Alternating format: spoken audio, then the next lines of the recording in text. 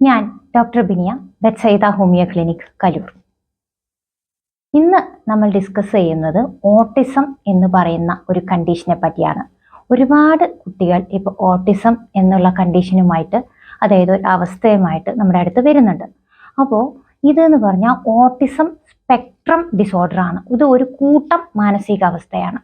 അപ്പോൾ അതിനെ നമ്മൾ ഒന്ന് മനസ്സിലാക്കുകയാണെങ്കിൽ, നമുക്ക് നേരത്തെ മനസ്സിലാവുകയാണെങ്കിൽ, കുട്ടികളിലുള്ള ഈ ഒരു കണ്ടീഷൻ മനസ്സിലാവുകയാണെങ്കിൽ ഒരുപാട് നല്ല ട്രീറ്റ്മെൻറ്റ് നമുക്ക് കൊടുക്കാൻ സാധിക്കും.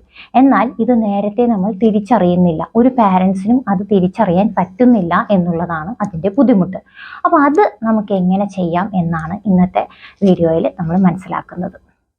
അപ്പോൾ ഓട്ടിസം സ്പെക്ട്രം ഡിസോർഡർ എന്ന് പറഞ്ഞ ഒരു കൂട്ടം മാനസികാവസ്ഥ എന്ന് പറയുന്നത് അതൊരു ന്യൂറോ ഡെവലപ്മെൻറ്റൽ ഡിസോർഡർ ആണ്.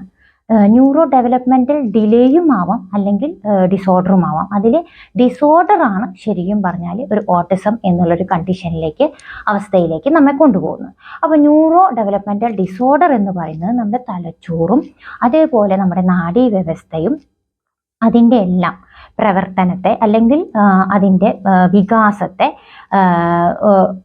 എഫക്റ്റ് ചെയ്യുന്ന, അതായത് അതിനെ തളർത്തുന്ന രീതിയിലുള്ള പലതരത്തിലുള്ള മാനസികാവസ്ഥയാണ് ഓട്ടിസം എന്ന് പറയുന്നത്, അതായത് ന്യൂറോ ഡെവലപ്മെൻറ്റൽ ഡിസോർഡർ. അപ്പോൾ പലതരത്തിലൊരു കൂട്ടം മാനസികാവസ്ഥയാണ്. ഒരു കാര്യം വെച്ചിട്ട് നമുക്ക് ഈ കുട്ടിക്ക് ഓട്ടിസം ഉണ്ടെന്ന് നമുക്ക് തീരുമാനിക്കാൻ കഴിയില്ല.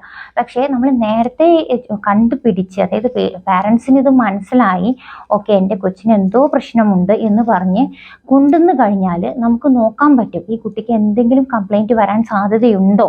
അങ്ങനെ നോക്കുകയാണെങ്കിൽ ഇനിഷ്യൽ സ്റ്റേജസിൽ, അതായത് തുടക്കത്തിലേ നമ്മളത് മനസ്സിലാക്കുകയാണെങ്കിൽ നമുക്ക് കുറച്ചും കൂടി നല്ല രീതിയിൽ നമുക്ക് ട്രീറ്റ്മെൻറ്റ് ചെയ്യാൻ സാധിക്കും. അപ്പോൾ അതിനു വേണ്ടി നമുക്ക് ചെയ്യേണ്ടത് കുറച്ച് കാര്യങ്ങൾ നമ്മൾ മനസ്സിലാക്കിയെടുത്താൽ മതി. അതായത് നമുക്ക് ഈ കുഞ്ഞുണ്ടാവുമ്പോൾ തന്നെ നമുക്ക് ഭയങ്കര കരുതലാണ് അല്ലേ, എല്ലാ കാര്യത്തിനും. കുഞ്ഞുണ്ടാവുമ്പോൾ നമുക്ക് പിന്നെ അവരുടെ ന്യൂട്രീഷൻ്റെ കാര്യത്തിൽ എന്തൊക്കെ പൊടി കൊടുക്കണം, അല്ലെങ്കിൽ ആദ്യം ഏത് കുറുക്ക് കൊടുക്കണം, അങ്ങനെ ഭക്ഷണ കാര്യത്തിൽ ഒരുപാട് സംശയങ്ങളുണ്ട് പാരൻസിന്. അതേപോലെ അവരുടെ യൂറിൻ ശരിക്കും പാസ് ചെയ്യുന്നുണ്ടോ, അല്ലെങ്കിൽ അവരുടെ എല്ലാ തരത്തിലുള്ള വയറിൽ എന്തെങ്കിലും സ്തംഭനം ഉണ്ടോ, അല്ലെങ്കിൽ വയറ് വേദനയുണ്ടോ, യൂറിനറി ഇൻഫെക്ഷൻ, അങ്ങനെ പല സംശയങ്ങളും പേഷ്യൻസ് വിളിച്ച് ചോദിക്കാറുണ്ട്. അതായത് ഓരോ പാരന്റൽ ടെൻഷൻ എന്ന് പറയും, അങ്ങനെയുണ്ട്. പക്ഷേ എന്നിരുന്നാൽ പോലും ഈ ഒരു കാര്യം ആരും അത്ര ശ്രദ്ധിക്കാതെ പോകുന്ന ഒരു വിഷയമാണ്.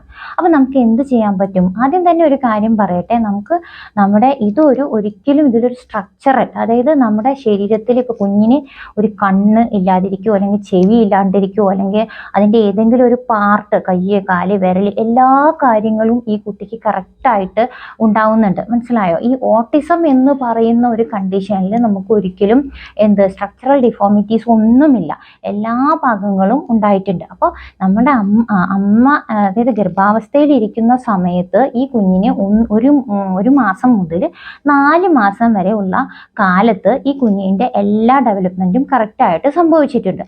അതായത് നമുക്ക് നോക്കുകയാണെങ്കിൽ ഒരു മാസം മുതൽ 4 മാസം വരെയുള്ള സമയത്ത് നമുക്ക് ചെവി, കണ്ണ്, മൂക്ക്, നമ്മുടെ ഓർഗൻസ്, ശരീരത്തിൻ്റെ ഉള്ളിലുള്ള എല്ലാ സാധനങ്ങളും നമുക്ക് ഡെവലപ്പ് ആയിട്ടുണ്ട്, അതായത് ഉണ്ടായിട്ടുണ്ട്. പക്ഷേ 4 മാസം മുതൽ 9 മാസം വരെ, കാരണം 9 മാസത്തിൽ എത്തുമ്പോഴാണ് നമ്മുടെ കുഞ്ഞിന് പൂർണ്ണ വളർച്ച എത്തുന്നത്.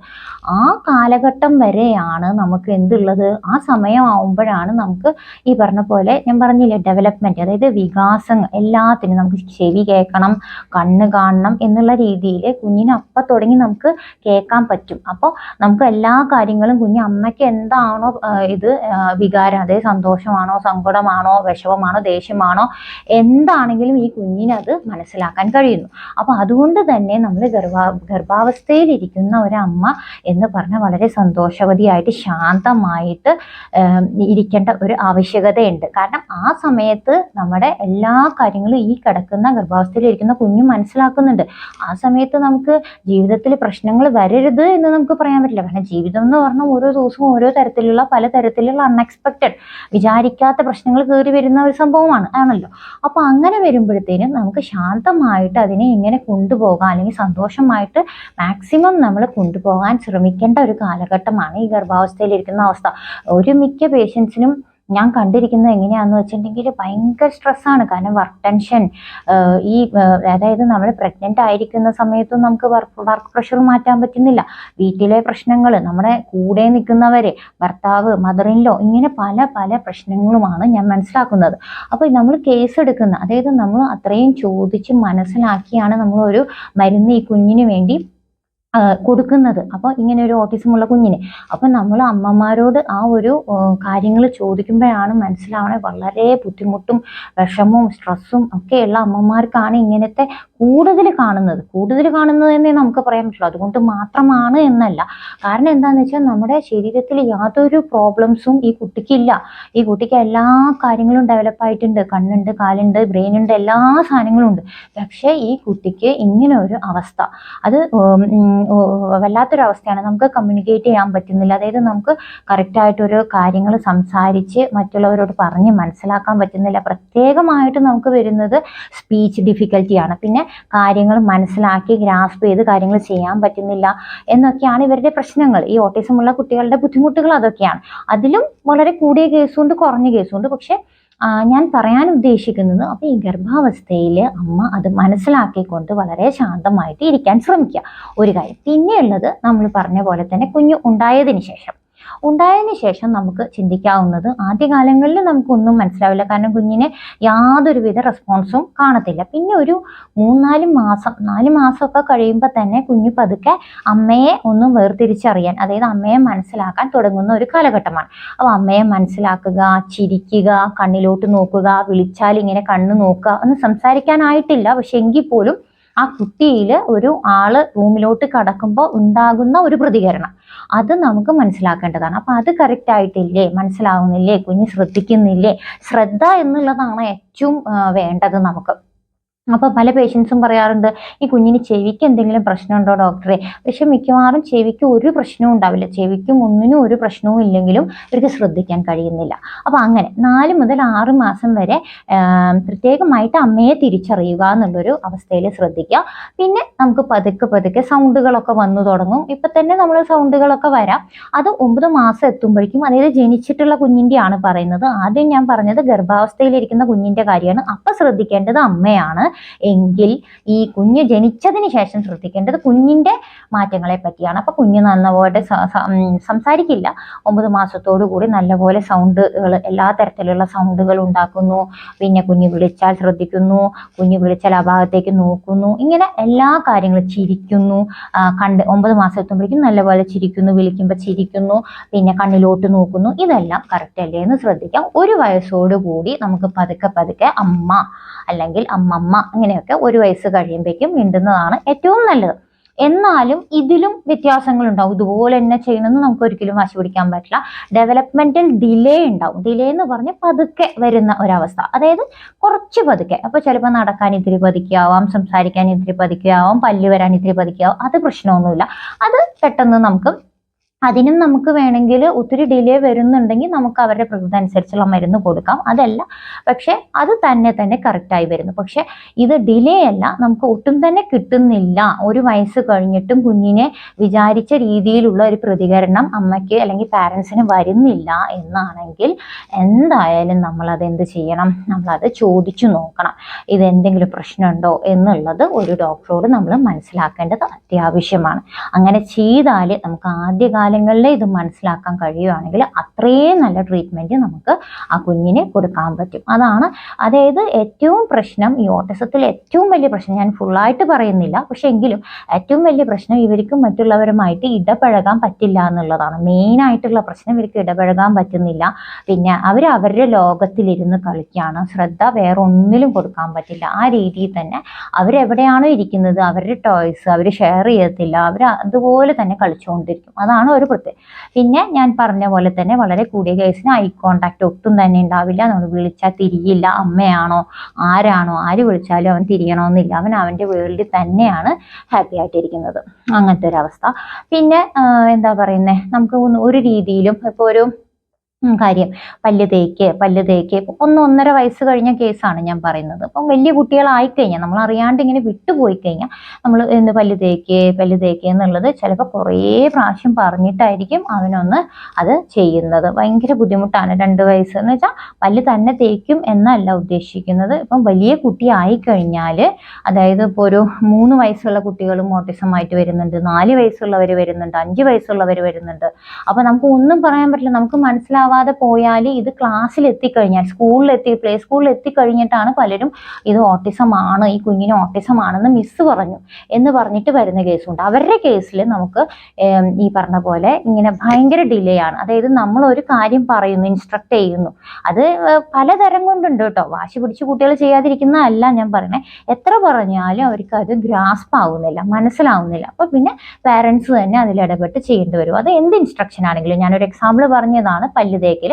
അതുപോലെ എല്ലാ കാര്യവും അത് വലിയ കുട്ടി ആവും തോറും നമ്മൾ പറഞ്ഞു കഴിഞ്ഞാൽ, ഇപ്പോൾ 4 വയസ്സുള്ള ഒരു കുട്ടി, അതായത് നമ്മുടെ LKG പോകുന്ന ഒരു കുട്ടിക്ക് അത് മനസ്സിലാവേണ്ടിയതാണ്, പക്ഷെ അത് മനസ്സിലാവാതെ പോകുന്നു. അപ്പം ഇങ്ങനത്തെ ബുദ്ധിമുട്ടുകളാണ് ഓട്ടിസത്തിൽ ജനറലി കണ്ടുവരാറ്. പക്ഷെ ഞാൻ പറയുന്നത് ഈ കുഞ്ഞിലെ 1 വയസ്സ് കഴിഞ്ഞിട്ടും, അതും വേറൊരു പ്രശ്നം എന്താണെന്ന് വെച്ചാൽ, ഈ ഓട്ടിസത്തിൽ തന്നെ പല തരത്തിലുള്ളതുണ്ട്.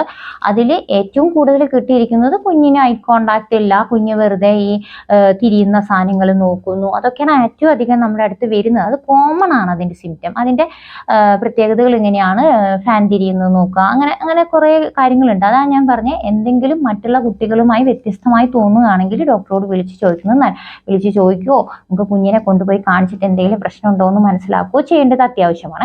അതുകൂടാതെ ഒരു കൂട്ടം കുട്ടികളിൽ കാണുന്നത് എങ്ങനെയാണെന്ന് വെച്ചാൽ, 1 വയസ്സ് വരെ ഇവർ നല്ലപോലെ സൗണ്ട് ഉണ്ടാക്കുകയും ഐ കോണ്ടാക്റ്റും ഒക്കെ ഉണ്ടാവും. പിന്നെ 1 വയസ്സ് കഴിയുമ്പോൾ പതുക്കെ കുറഞ്ഞ് ഒട്ടും മിണ്ടാത്ത ഒരവസ്ഥയിലായിട്ട്, അതായത് സംസാരിക്കാൻ ഒട്ടും താല്പര്യമില്ല, അവരവരുടെ ലോകത്തോട്ട് മാറിപ്പോകുന്നു.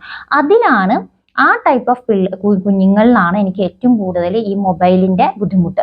അതായത് നമ്മൾ കണ്ടിന്യൂസ്ലി തീരെ കുഞ്ഞിലെ, അതായത് ഒരു ഇപ്പം പലരും പറഞ്ഞു കേട്ടിട്ടുള്ളതാണ്, TV-യിൽ ഓണാക്കിയിട്ട് ഞാൻ അടുക്കളയിലെ പണി ചെയ്യുകയാണ് ഡോക്ടറെ, അല്ലാതെ എന്ത് ചെയ്യും, വീട്ടിൽ വേറെ ആരുമില്ല, അപ്പം ഞാൻ TV ഓണാക്കിയിട്ടിട്ട് കുഞ്ഞിനെ അവിടെ നിലത്ത് കിടത്തിയിട്ട് പോയിട്ട് അടുക്കളയിലെ പണി ചെയ്യുന്നു. പക്ഷെ അത് ഒരിക്കലും അത് നല്ലതല്ല. കാരണം എന്ന് വെച്ചാൽ ഈ കുട്ടി അതിൽ തന്നെ കോൺസെൻട്രേറ്റ് ചെയ്ത് നല്ല ഐ കോണ്ടാക്റ്റും പിന്നെ സൗണ്ടും ഉണ്ടാക്കിയിരുന്ന കുട്ടി പിന്നീട് 1 വയസ്സ് കഴിയുമ്പോൾ ഡൗൺ ആവുന്നത് കാണുന്നുണ്ട്. ആ സമയത്ത് നമ്മൾ ആ ഒരു പിന്നെ മൊബൈലിൻ്റെ ഇതോ അല്ലെങ്കിൽ എല്ലാം ഇങ്ങനെ ഒരുപാട് അതിനൊരു വേറെ ഒന്നുമില്ലല്ലോ കുഞ്ഞിന്. പിന്നെ അമ്മ ആ പണികളെല്ലാം കഴിഞ്ഞ് വരുമ്പോഴാണ് കുഞ്ഞിനൊരാൾ അടുത്ത് കാണുന്നത്. അല്ലാത്ത പക്ഷം ഈ TV ആണ്, എപ്പോൾ TVയോ മൊബൈലോ പലതും വെച്ച് കൊടുത്ത് അങ്ങനെ ഒരിക്കലും ചെയ്യരുത്. കാരണം 1 വയസ്സ് കഴിയുമ്പോൾ കുട്ടിയുടെ ആ ഒരു മാനസികാവസ്ഥയിൽ, ഞാൻ ആദ്യം പറഞ്ഞ പോലെ തന്നെ, ന്യൂറോ ഡെവലപ്മെന്റൽ ഡിസോർഡർ, അതായത് അതിൻ്റെ വികാസത്തിനെ എഫക്റ്റ് ചെയ്യുന്ന, അതായത് ബുദ്ധിമുട്ടിക്കുന്ന പലതരത്തിലുള്ള മാനസികാവസ്ഥയാണ്. അപ്പം അങ്ങനത്തെ പ്രശ്നം വന്നിട്ട് മോശമാവുന്ന കേസസും ഉണ്ട്. പ്രോഗ്രസീവ് ഓട്ടിസം എന്ന് പറയുന്ന ഒരു കണ്ടീഷനിലോട്ട് പോകുന്നവരുണ്ട്. അപ്പോൾ എന്താണെങ്കിലും നമ്മൾ എന്ത് ചെയ്യണം, നേരത്തെ മനസ്സിലാക്കിയ കാര്യങ്ങളാണെങ്കിൽ. അപ്പോൾ ഇപ്പോൾ ഏറ്റവും അധികം പറയുന്നത് ഓട്ടിസം ഉള്ള കുട്ടികളെ തീരെ മൊബൈൽ കാണിക്കരുത്, അല്ലെങ്കിൽ സെൽഫോൺ കാണിക്കരുത്, അതേപോലെ തന്നെ ശക്തിയായിട്ടുള്ള. അപ്പോൾ ഇതിൻ്റെ കൂടെയൊക്കെ വരുന്നതാണ് ഈ ADHD, അറ്റൻഷൻ ഡെഫിഷ്യൻസി ഡിസോർഡർ.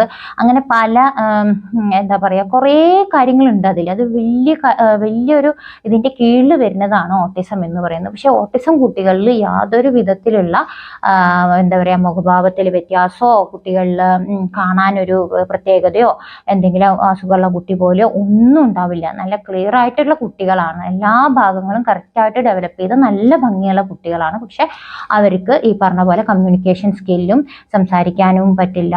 പിന്നെ അതേപോലെ തന്നെ ഒരാളായിട്ട് പെരുമാറാൻ അറിയില്ല, കാര്യങ്ങൾ പറയുന്ന ഗ്രാസ്പ് ചെയ്യാതെ വരിക, ഇതൊക്കെ ഉണ്ടാവുന്നുണ്ട്. അപ്പോൾ ഏറ്റവും കാര്യം ഗർഭാവസ്ഥയിൽ ശ്രദ്ധിക്കുക. അതുപോലെ തന്നെ എന്തെങ്കിലും ഉണ്ടെങ്കിൽ നേരത്തെ തന്നെ ഡോക്ടറോട് ചോദിച്ച് കാര്യങ്ങൾ മനസ്സിലാക്കുക. അങ്ങനെ ചെയ്താൽ നമുക്ക് നമ്മുടെ നെക്സ്റ്റ് ഇനി വരുന്ന തലമുറയെ നമുക്ക് സഹായിക്കാനാവും. ഇത് നല്ല ഇൻഫോർമേഷൻസ് എല്ലാവർക്കും ഷെയർ ചെയ്ത് കൊടുക്കുക. എല്ലാവരും അത് കേൾക്കട്ടെ. ഇനി മറ്റൊരു വീഡിയോയുമായി പിന്നെ കാണാം. Thank you.